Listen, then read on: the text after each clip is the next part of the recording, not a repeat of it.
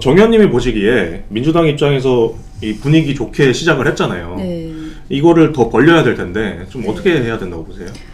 가장 중요한 거는요. 민주당이 지금 이 상황에서 절대 자만하면 안 됩니다. 네. 자만하면 안 되고 국민의 삶 그리고 민생 중심으로 돌아가야 된다는 것이죠. 그래서 첫 번째로는 오만하면 안 된다.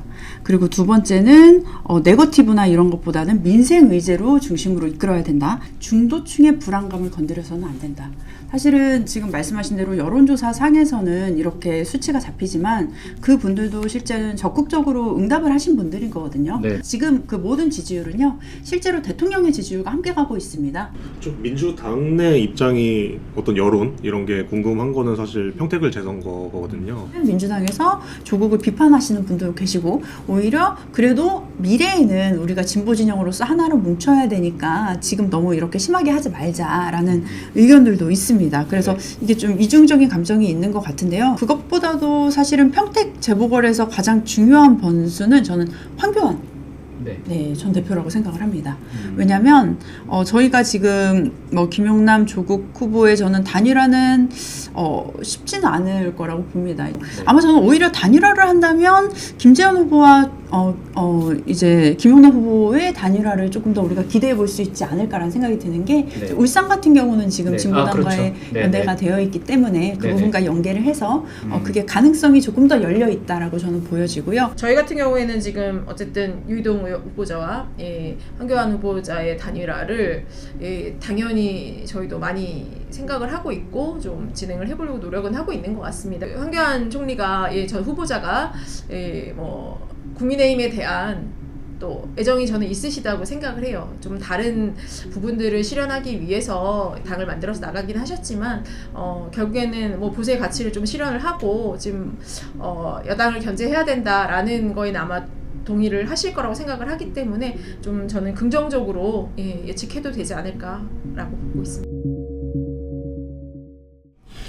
정 의원님이 보시기에 민주당 입장에서 이 분위기 좋게 시작을 했잖아요. 네. 이거를 더 벌려야 될 텐데 좀 네. 어떻게 해야 된다고 보세요?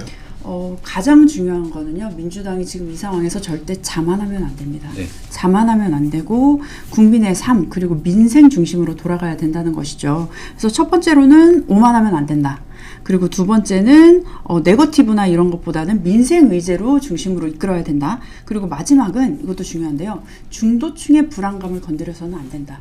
사실은 지금 말씀하신 대로 여론조사 상에서는 이렇게 수치가 잡히지만 그 분들도 실제는 적극적으로 응답을 하신 분들인 거거든요. 네네. 그렇다면 지금 중도층의 많은 분들이 여론조사에서도 보면 아직 결정하지 않았다. 무응답 비중도 굉장히 많습니다. 지금 많더라고요. 한 네. 20%. 맞습니다. 예. 그렇다면 그런 분들이 투표장으로 나오셔야 될 텐데 나오실 때 민주당에 호감을 가지고 나오셔야 되지 민주당에 대한 반감을 가지고 나오면 안 되는 거거든요. 그래서 그런 측면에서 봤을 때 오만하거나 자만하지 않고 특히 가장 중요한 건 선거의 막판으로 갈수록 이렇게 공격적으로 가기보다는 안정감을 보여주는 태도가 더 중요하다. 지금 그 모든 지지율은요. 실제로 대통령의 지지율과 함께 가고 있습니다. 아마도 요즘 뉴 이재명이라고 하는 분들이 이제 대통령이 일을 잘하니까 민주당은 싫어도 대통령을 보고 지지하겠다. 대구 같은 경우가 사실 그렇기도 한데요. 그런 측면에서 봤을 때는 대통령의 지지율을 유지를 하되 그 부분에 있어서 민생을 지속적으로 말하는 것이 중요하다라고 말씀드리고 싶습니다. 좀 민주당 내 입장이 어떤 여론 이런 게 궁금한 거는 사실 평택을 재선거거든요.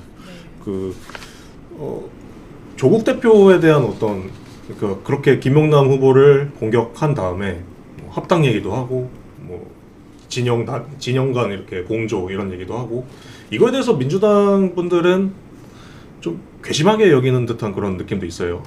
일단 공식적으로 민주당 입장은 김용남 후보가 민주당의 후보기 때문에 그렇죠. 민주당 후보를 지지하고 당연히 당선을 위해서 애를 써야 하는 것인데 이게 조국혁신당의 그 정체성이 굉장히 좀 모호한 것들이 많습니다. 실제로 지금 조국혁신당의 지금 비례대표 의원으로 선출되신 분들 중에 다수가 민주당 출신이신 분들도 많고요. 그렇죠. 그렇다 보면 개인적인 관계들도 좀 얽혀 있을 수 있고 그 다음에 이라는 분 자체가 사실 문재인 정부에서 이제 장관을 지내셨기 때문에 그 문재인 정부 청와대를 중심으로 한 그런 또 인맥들도 있을 것이고요. 그런 측면에서 봤을 때는 민주당에서 조국을 비판하시는 분도 계시고 오히려 그래도 미래에는 우리가 진보 진영으로서 하나로 뭉쳐야 되니까 지금 너무 이렇게 심하게 하지 말자라는 의견들도 있습니다. 그래서 이게 좀 이중적인 감정이 있는 것 같은데요.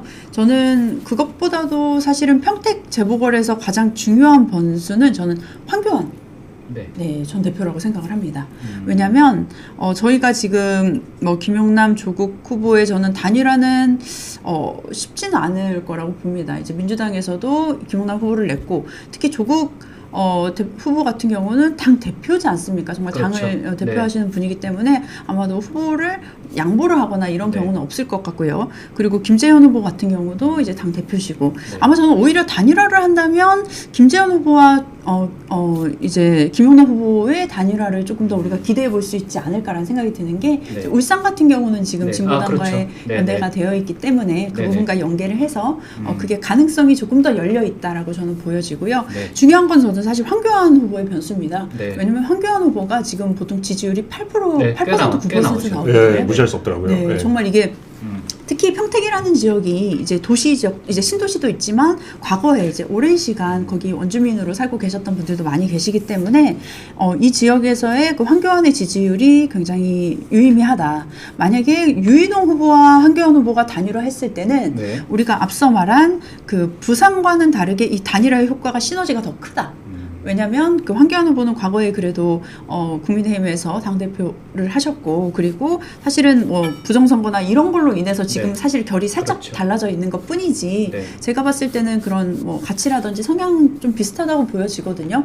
이랬을 때는 사실은 저는 국민의힘이 승리할 가능성이 굉장히 높아지는 거라고 보여지거든요.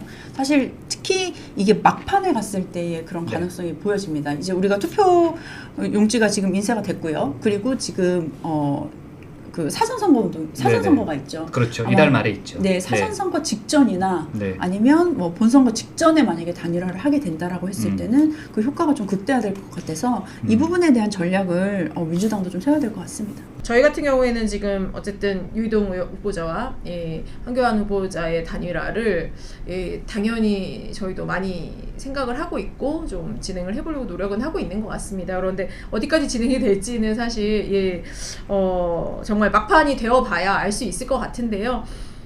또 그 황교안 총리가 전 후보자가 뭐 국민의힘에 대한 또 애정이 저는 있으시다고 생각을 해요. 좀 다른 부분들을 실현하기 위해서 당을 만들어서 나가긴 하셨지만 결국에는 뭐 보수의 가치를 좀 실현을 하고 지금 여당을 견제해야 된다라는 거에는 아마 동의를 하실 거라고 생각을 하기 때문에 좀 저는 긍정적으로 예측해도 되지 않을까라고 보고 있습니다. 알겠습니다. 지금 시간이 많이 지나서 이제 마지막으로 하나